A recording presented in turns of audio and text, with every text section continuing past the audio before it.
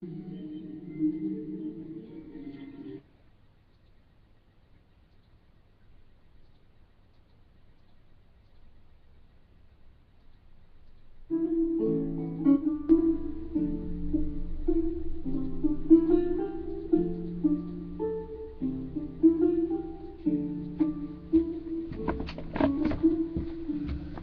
folks, hope you're okay. Today I'm gonna get on now.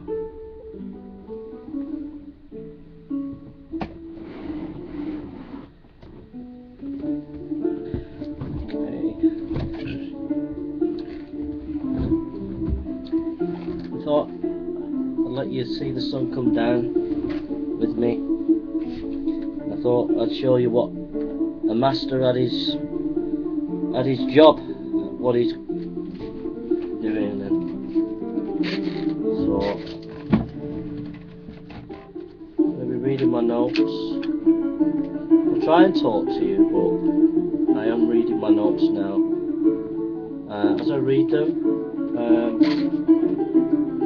be putting them in my paper. So, standing seminar by Theism, Naturalism and Rationality, Norman Plantinga, January 7th, 2013, Berkeley Center.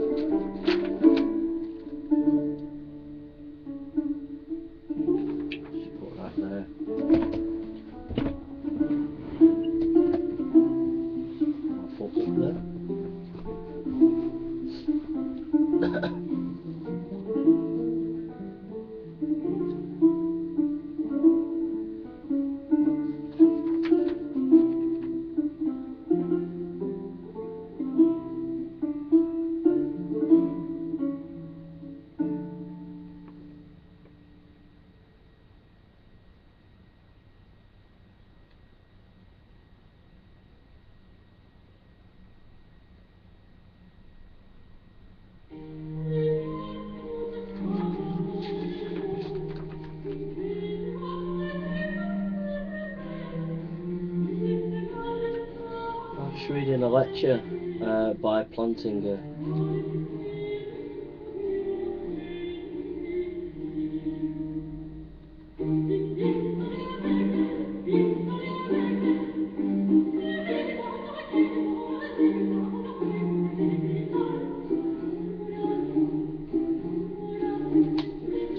Discussion on that.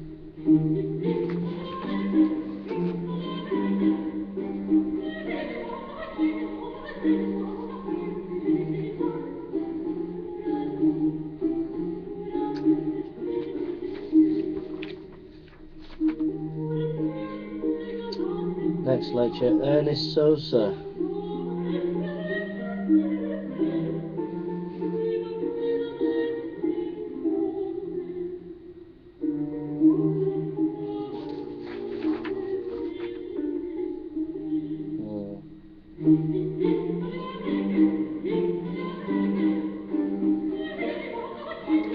I don't know if I can use Plantinga or not. I was thinking of doing so.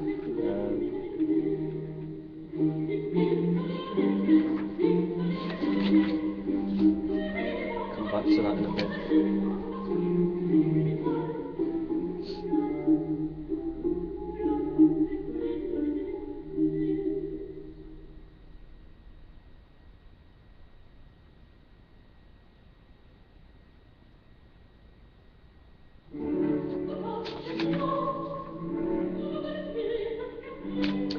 This is a scholar, a critique by Habermas on Dale Allison, who's a scholar, very capable scholar.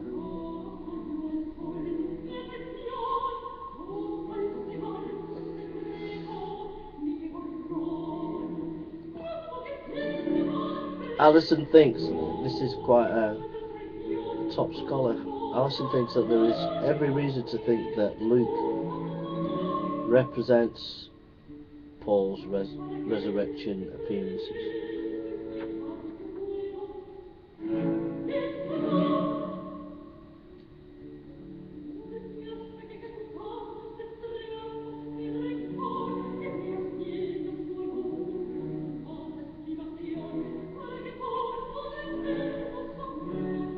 Michael P. Levine on David Hume. Ehrman, not Bart Ehrman, but John Ehrman, the Hume scholar. Ehrman misses what is distinctive about Hume's argument because he ignores the fact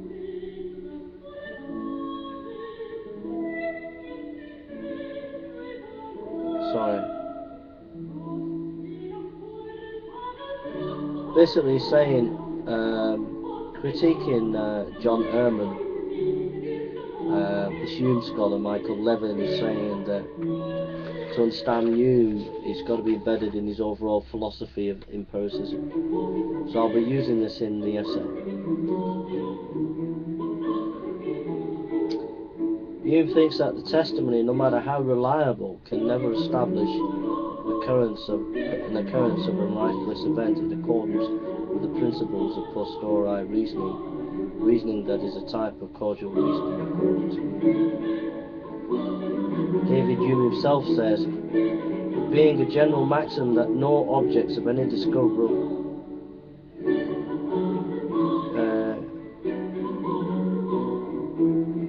I can't read my writing, that all the inferences which we can draw from one to another are founded merely on our experiences of their constant and regular cognition. It is evident that we ought not to make an explanation to the maxim in favour of human testimony. I'll be using that if I can decide from my notes. Dr. Craig Keener is going to be key in my essay. He's a New Testament scholar on the historicity of the Book of Acts. One of the most important insights afforded by the past century scholarship into the interpretation of Luke Acts is that we should read it together. But Keener's going to be key in my essay. I'm going to do this for an hour, then I'm going to start writing. This is Habermas's PhD. I read half the PhD.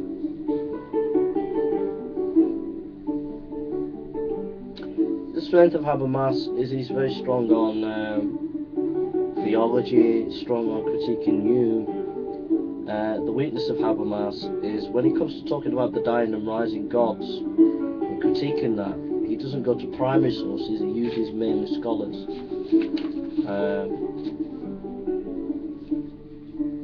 So I've had to do my research on the primary dying, rising gods, looking at primary sources.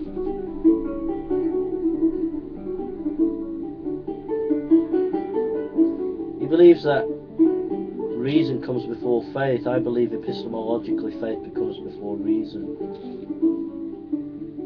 All of us have faith. Even skeptics have faith. We have faith that reality is there, etc. before even cognition begins, I think, anyway. His PhD is very good on the history of the topic.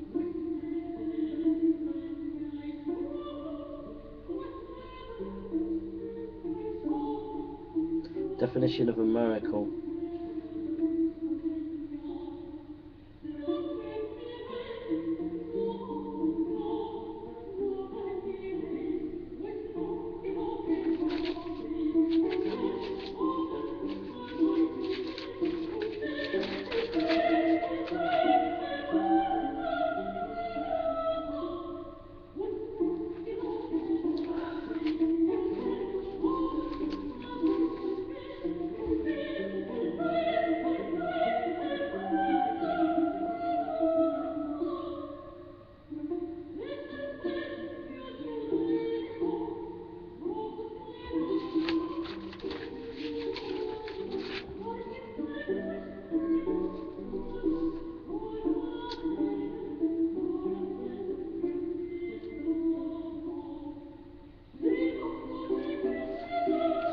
just on you and miracles, and the PhD, which goes into depth on that.